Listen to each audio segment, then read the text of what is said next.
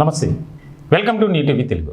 ఆంధ్రప్రదేశ్లో ఒక కీలకమైనటువంటి పరిణామం చోటు చేసుకుంది. మంత్రిగా రాంప్రసాద్ రెడ్డి భార్య హరితారెడ్డి పోలీసులపై ఆమె కనబరిచినటువంటి తీరు కానీ మాట్లాడినటువంటి విధానం ఇప్పుడు సోషల్ మీడియాలో వైరల్గా మారిపోయింది.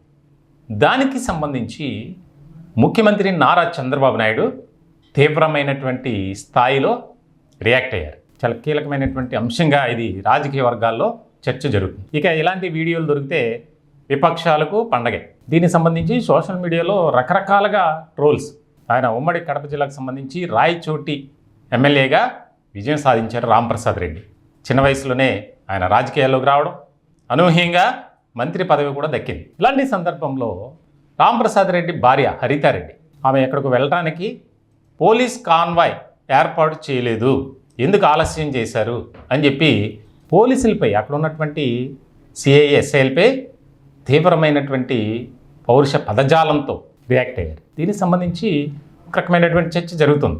పార్టీకి అలాగే ప్రభుత్వానికి చెడ్డ పేరు తీసుకొచ్చే విధంగా ఆమె వ్యవహార శైలి ఉంది అని సొంత పార్టీలోనే ఒక చర్చ జరుగుతుంది. అసలు ఏం జరిగింది ఏంటి అనేది వివరాలు పూర్తిగా తెలుసుకున్నారు ముఖ్యమంత్రి నారా చంద్రబాబు నాయుడు. దానికి సంబంధించి చాలా సీరియస్గా రెస్పాండ్ అయ్యారు.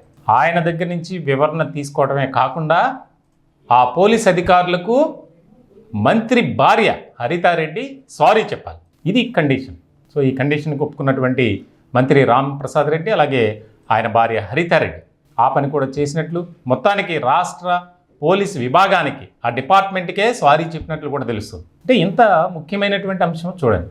అంటే అధికారం వచ్చింది కదా అని ఏది పడితే అది మాట్లాడేయచ్చు, మనం ఎలా వ్యవహరించినా ఎవరో ఏం చేయలేరు అనే ధోరణితో కళ్ళు నెత్తికెక్కినట్లు వ్యవహరించారు అనేది సోషల్ మీడియాలో ఒక వైరల్గా మారింది.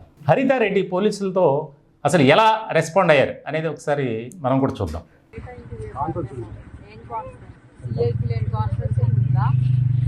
వచ్చాననుకున్నావా? డ్యూటీలో రావాలని చెప్పి యూనిఫామ్ కూడా లేదా మీకు? దేనికి సారీ? ఏంటి పొరపాటు? గవర్నమెంటే కదా ఇస్తుండే జీతము, వైసీపీ వాళ్ళు ఏమైనా ఇచ్చారా? మరి డ్యూటీ చేస్తున్నారా లేకపోతే ఏమన్నా? మీకోసం అర్ధగంట నుంచి వెయిట్ చేస్తాము. బాండి ఇప్పుడు ప్రోగ్రామ్ అంతా మీరు వస్తున్నారా ఎట్లా? అదో మీ వెహికల్లో క్యాన్వా స్టార్ట్ చేయండి. మరి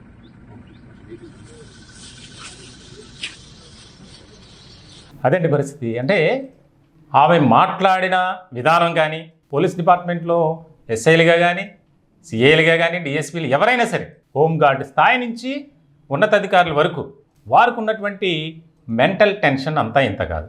వారికి కేటాయించినటువంటి పరిధిలోనే పనిచేయాల్సి ఉంటుంది. అలాంటి సందర్భంలో మంత్రి భార్య సెక్యూరిటీ కల్పిస్తారు, ఓకే, కానీ ఆమెకు కాన్వాయ్ కావాలి. అంటే ఆమె వెళ్ళే ముందు ఒక 4-5 కార్లు మంది మార్బలంతో కావాలని ఆమె కోరిక. మొత్తానికి అది శాఖాపరంగా ఒప్పుకోరు, కానీ ఆమె ఏర్పాటు చేయాలని చెప్పి ఎంతసేపు వెయిట్ చేయాలి? మనం చూసాం వీడియో ఆమె మాట్లాడినటువంటి తీరు. మొత్తానికి ఇది రాష్ట్ర రాజకీయ వర్గాల్లో ఒక ఆసక్తికరమైనటువంటి చర్చగా మారిపోయింది. ఇక విపక్షాలకు అయితే అది ఒక రకమైనటువంటి ఆట వస్తువు కింద వీడియోని రకరకాలుగా ట్రోల్ చేస్తున్నారు. సో ఇలాంటి సందర్భంలో మరొక్కసారి ఇటువంటి ఘటనలు పునరావృతం అయితే క్షమించేది లేదు, ఉపేక్షించేది లేదు, ఎవరైనా ఒకటే. ఎప్పుడైతే ఈ విషయానికి సంబంధించి ఆయన దృష్టికి వెళ్ళిందో వెంటనే వీడియో కాన్ఫరెన్స్ ద్వారా మంత్రులకు అలాగే తెలుగుదేశం పార్టీ తరపున విజయం సాధించినటువంటి ఎమ్మెల్యేలందరికీ ఒక రకమైనటువంటి ఆదేశాలు జారీ చేశారు. ఇప్పటికే ఒక వారం రోజుల క్రితం ఆయా జిల్లాల్లో కొంతమంది ఎమ్మెల్యేలు పైరవేలు మొదలుపెట్టారు. సెటిల్మెంట్లు, లాబియింగ్లు రకరకాలుగా వారికి కూడా చెక్ పెడుతూ చాలా సీరియస్గా వార్నించారు చంద్రబాబు. తాజాగా ఈ రాంప్రసాద్ రెడ్డి భార్య హరితారెడ్డికి కూడా ఫుల్ క్లాస్ స్పీకర్ ఆమె వెంటనే స్పందించి ఎవరినైతే ఉద్దేశించి మాట్లాడారో వారికి సారీ చెప్పడమే కాకుండా రాష్ట్ర పోలీస్ డిపార్ట్మెంట్కే క్షమాపణలు చెప్పినటువంటి పరిస్థితి. మొత్తానికి ఈ వ్యవహారం జరిగినటువంటి తీరు ఒక రకంగా ఉంటే, దాని తర్వాత అధినేత రాష్ట్ర ముఖ్యమంత్రి నారా చంద్రబాబు నాయుడు స్పందించినటువంటి తీరు పట్ల నెటిజన్లు అయితే హర్షం వ్యక్తం చేసినటువంటి పరిస్థితి. రాజకీయ వర్గాల్లో మాత్రం ఆసక్తికరమైనటువంటి చర్చ అయితే బాగా జరుగుతుంది.